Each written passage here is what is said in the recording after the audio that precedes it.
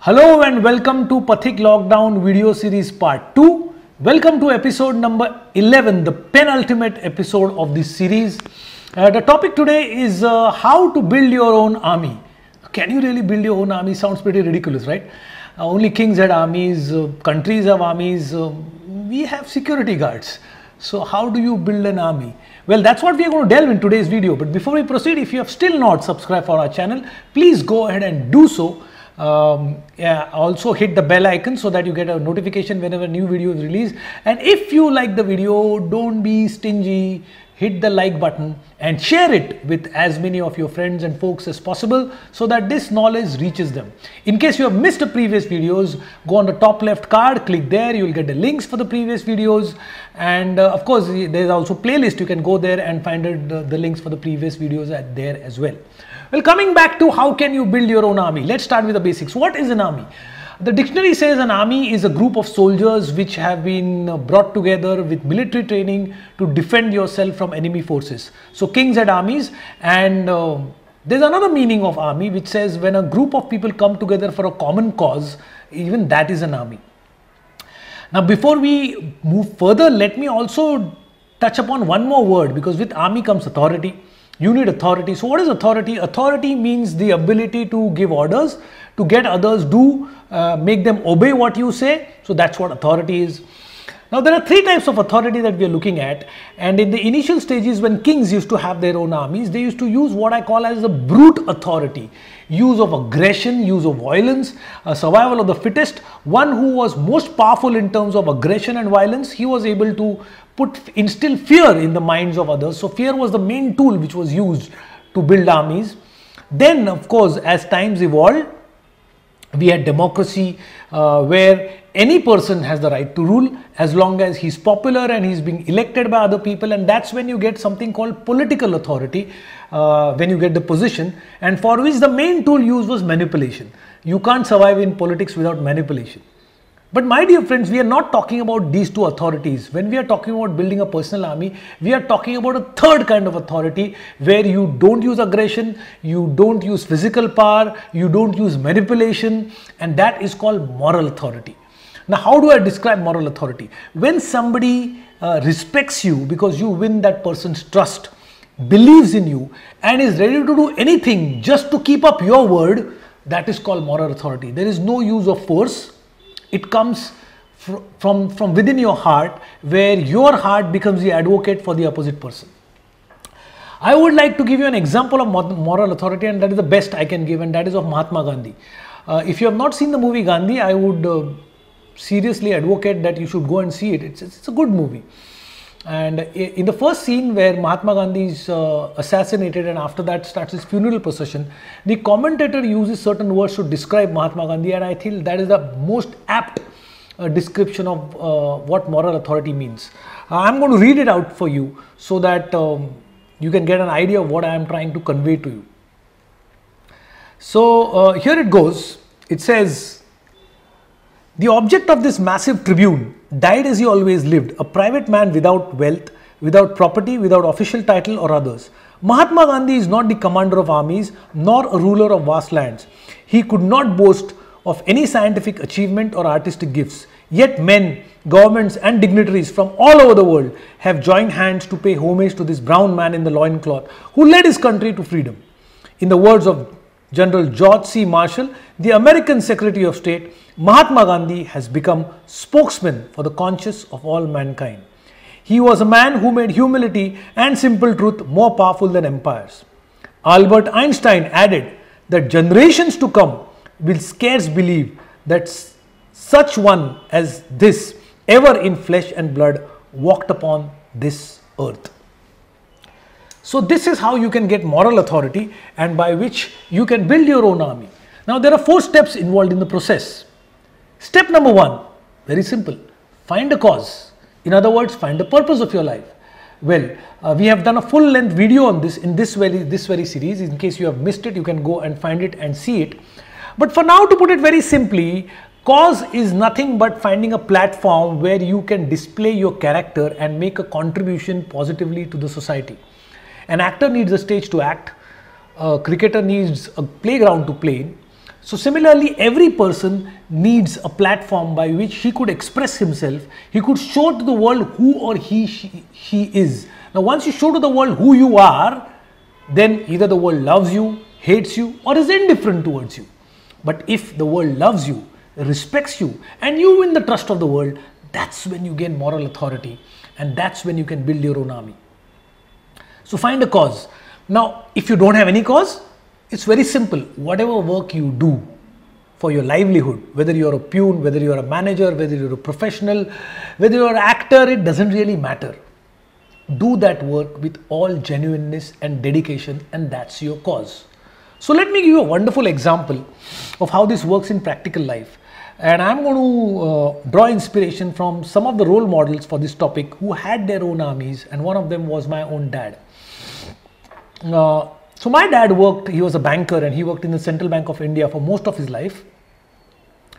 And this was a time when he was a banker, and he was a genuine banker. So he was sitting in his office one day, and on the neighboring table, there was a man who was pleading to the other fellow officer, and from the way the conversation went, he could gather that he needed a loan. And that officer told him that's not possible. After the whole conversation was over, my dad called him over and said, sit here and tell me your story. So that man said, my name is Mohammad Ansari, and we are traditional tailors. My father is a master cutter. We have a bungalow at Mumbai Central, and on the ground floor we have a workshop. The great legendary actor Shashi Kapoor and his family, they stitch all the male in the family, we stitch clothes for all of them. So we are very good. Now we want to buy a shop at Breach Candy, and we have spotted the shop. We need a loan, and we have been banking with your bank for last 22 years, and your colleague says they cannot give a loan. Now where do we go now? Now mind you, this was the time around 35-40 years ago when there were no private banks, and getting a loan from a nationalized bank was not an easy job. So my dad told him, okay, that branch fortunately comes under me. I'm going to visit the branch after 2 days. You come and meet me there. After meeting him, my dad thought it's possible, and so the case was cleared. He got a loan, they bought the shop, and he was very happy. So he came to my dad to meet in the office. He gave him a box of sweets and says, congratulations, saab aapke wajah se sab ho gaya. And along with the sweets box, he gave an envelope. My dad opened the envelope and it had 500 rupees. 40 years ago, 500 rupees was a very big amount. So my dad said, ye kahe ke liye? So he said, saab aap bachcho ke liye kuch kharid lo. My dad got wild and he said, what the hell? And he responded, saab maaf karo, kam ho gaya kya? So my dad said, tu bada nalayak aadmi hai, ehsan faramosh aadmi hai. He said, hua kya saab? My dad said, just a month ago, you were sitting there on that table, needy, pleading for help. I took interest in you and I helped you. Why? Because I'm sitting in this chair where this is my job to help people. As a banker, I'm supposed to help you, so I helped you. For my work, the bank pays me salary. And now you are telling me that I need to take money from you to buy toys for my children? Don't you think I am worthy enough to earn for them? That I need to take money from you to support my children?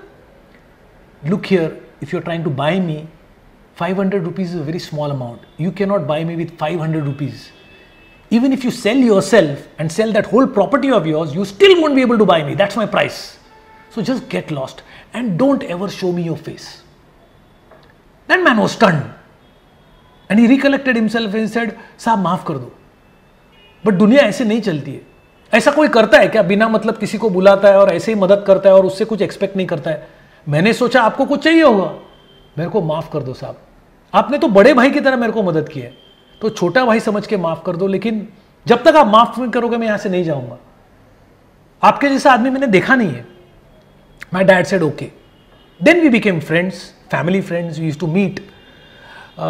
Years passed by. He also took us one day to his shop and he told us, साहब ये आपकी shop है, जब भी चाहिए आप आ जाओ. Well, all that went on. And in 1993, I lost my dad. Then we lost touch with them. 1996, I was to get married. By then, Mr. Mohammad Ansari and their shop Yasin's at Breach Candy had made huge amount of progress. I mean, just to give you a glimpse of the kind of progress they did, Mr. Dhirubhai Ambani used to wear all the suits stitched by Yasin's. There were some sultans and sheikhs in the Middle East who used to invite Yasin's over there by paying them a first class airfare just to take measurements and stitch suits for them. And respected people like Sharad Pawar and Murli Devra, they used to get their suit stitched from him. So he had made huge progress. So 1996, when I was about to get married, I thought, शादी का suit Yasin से बनवाना चाहिए. But I had my own apprehensions. How would they respond? Would they even recognize me? But since I was earning pretty well, I thought I can afford it. It's okay, I'll pay them whatever. But let me go there. As soon as I stepped in the shop, Mohammed Ansari, he said, अरे समीर बेटा इतने साल बाद तुम आ गए यार, तुम तो हमको भूल ही गए, सब जाने के बाद हमको याद ही नहीं किया, भाभी जी कैसी है और आज कैसे याद किया? So I said, अंकल आपकी दुआ से मैं शादी कर रहा हूँ. अरे वाह, वेरी गुड, तो तू न्योता देने आया है? सेड यस, बिल्कुल. तो तेरे को सूट भी बनवाना होगा, चल तेरा वेडिंग सूट मेरी वेडिंग गिफ्ट हो गई तेरे को, आगे बोल. अरे लेकिन शादी कर रहे हैं मतलब तू रिश्तेदारों के घर जाएगा, यहाँ वहाँ जाना आना होगा, चल तेरे लिए 4-5 ट्राउजर और शर्ट भी बनवा देते. He took the measurements, he said everything, and I said uncle with your blessings I can afford to pay, so you tell me whatever it is. हाँ मेरे को पता है तूने बहुत तरक्की किया है, बहुत पैसे कमाए हैं, चल ठीक है पैसे ले लूँगा.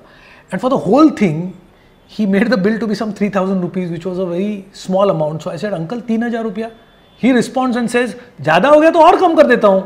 देख यार, तेरे को मिलने का बहाना चाहिए, तू वापस यहाँ, आज से तेरे सारे कपड़े मैं सिलवाऊंगा, तो तू पैसे नहीं लूंगा तो तू वापस नहीं आएगा, तो ताकि तू वापस आए मैं पैसे ले रहा हूँ. And then he did something which really touched my heart. From his pocket he removed a telephone diary. Now in those days there were no mobile phones, so people used to keep those small telephone diaries.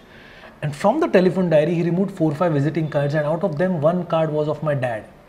He said, एक सांप का card, SB Surve, central bank of India, 15 साल से ये card लेके मैं घूम रहा हूँ. मैं रोज हमेशा जहाँ जाता हूँ कार्ड लेके जाता हूँ, बिकॉज सांप मेरे जहन में, मैं सांप को कभी नहीं भूल सकता. And that is when I thought, what a great place my dad had created for himself in his heart. And he was a soldier of one of my dad's armies. So that's rule number 2. Find a cause and be genuine and dedicated to whatever you do. Let's go to rule number 3. Keep yourself updated and upgrade yourself so that you can keep on adding value to the world. So here comes the story of Subhash. I am sure all of you know Subhash. If you don't know who Subhash is, well, he's like my brother, and we work hand to hand together, and we both have the same dream to take Pathik to great heights. So he joined us as a student, and then eventually he completed his education and he joined us as a team member. Today he is a coach, he is a trainer, and he is of course one of the person who is involved in the day-to-day planning of how to take Pathik ahead. When we met each other, he had a girlfriend, Shubhada. Eventually she became his wife. They have a beautiful daughter, Smith, and she is our better friend of me and Sandhya than Shubhada and Subhash. But this story is about Shubhada. So let me go back to her. So Shubhada has been working in a government agency ever since we know her, and adhering to their personal values and the values of Pathik, they had decided that she will never ever take a bribe in spite of being in the government agency. And she has stuck to that. She's been deadly honest, facing a lot of challenges in this journey, but to the extent that she has inspired some of her colleagues, and we are making a better society where we could live in. Recently her promotion was due, and so she gave a promotion exam and she topped the country. I am very proud to say she topped the country, and now they were waiting which posting she gets. Fortunately she got one of a very good posting as senior auditor, and that is a posting I am told where many of the people are vying to get that posting, but in spite of the best efforts people don't get it, and she got it absolutely on her merit.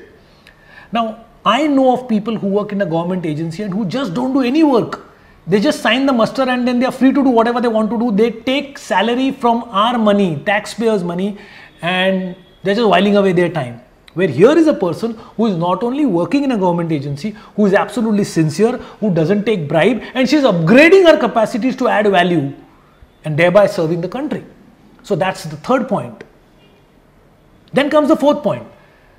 However the world treats you, you stick to your principles. So here's the story. There was this rich man who always wanted to help other people. So one lady came to him and said, my son is not well, can you help me? Can you give me some money? And so he gave her the money. After a few days somebody came and told him, you know that lady called you? Her son is hale and hearty. This man was not angry. He did not feel vengeful.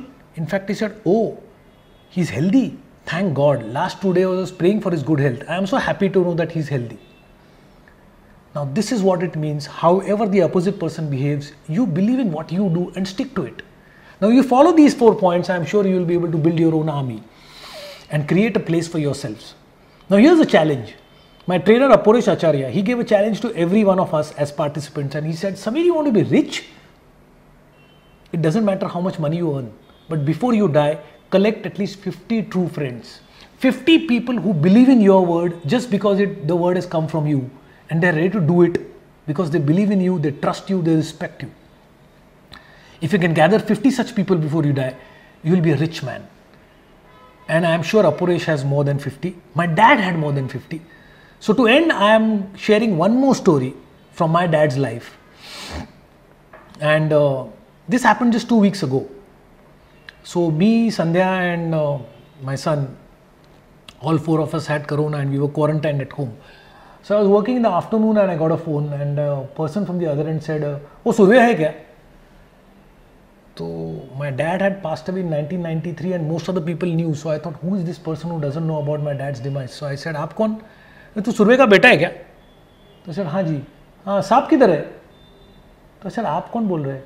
अरे तू मेरे को नहीं जानता, वो बैंड्रा में linking road पे मेरा शॉप था, electronic shop. Now I could connect because after I passed my 10th, my dad had promised me to buy a TV and VCR, and we had bought a color TV and VCR from one shop in Linking Road, and that was the name of the shop was Wireless TV Center. I pretty much remember the owner as well because he was a Sardarji, he was an engineer, and he was famous for sourcing electronic goods from abroad. In those times that was a very rare thing. And when I had been to his shop, I had seen Sunil Dutt over there, and then I came to know that many of the celebrities in the Pali Hill area used to visit that shop to buy things from there. So that's how I remembered. I had a vivid picture of that. So I said, आप Jasbir uncle बात कर रहे हो? He said, अरे तू तो मेरा नाम जानता है, मैं तेरा नाम भूल गया. I said, Sameer. हाँ समीर साहब किधर है यार? So I told him that dad is no more, and he said, क्या बात कर रहा है यार? अच्छा भाभी जी किधर मिलेंगी? मैं तुम्हारे पुराने घर के बाहर खड़ा हूँ, उन्होंने आपका नंबर दिया, मैं वाइफ के साथ आया, मुझे भाभी जी को मिलना है. तो I said, okay, I'll forward the address. And I forwarded the address and I informed my mom that Jasbir uncle is coming to meet. So my mom said, he must be really old now after so many years. I said, yeah. So he went there. This was about 5:30 in the evening. And 9 o'clock my mom called at night saying he had come. He was sitting there for 3 hours and he's just left now. And he said he was very sad that dad is no more. He was actually crying. And he said, I cannot forget Mr. Surve because when I wanted to buy that shop, he supported me.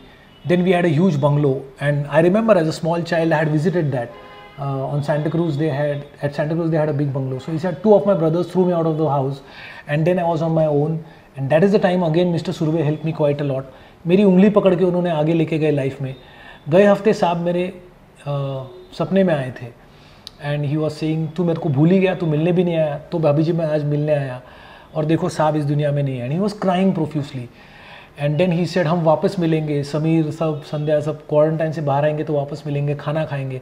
अब मैं retire हो गया हूँ, सब कुछ ठीक है, मेरी बेटियों की शादी हो गई है, पर मैं सांप को ज़िंदगी में नहीं भूल सकता. Well so my dear friends, I just give you 2 examples, but my dad had a huge army of people who loved him, and these were all the people who helped us even when he was no more in this world. With the blessings of God, we never had to take financial help from anybody, but there were people who helped us in taking good decisions, in giving us moral courage, encouragement, support, and above all, a lots of love. So my dear friends, this is how you build your army, and each person can do it. I hope you can build yours and collect 50 people who are your true friends before you leave this planet of Earth. With this challenge, we are ending this video. I hope you have liked it. If you have liked it, click the like button. If you want to share something, please mention in the comment section. That's it for now, and meet you again next week with the last video of this series. Bye bye and take care.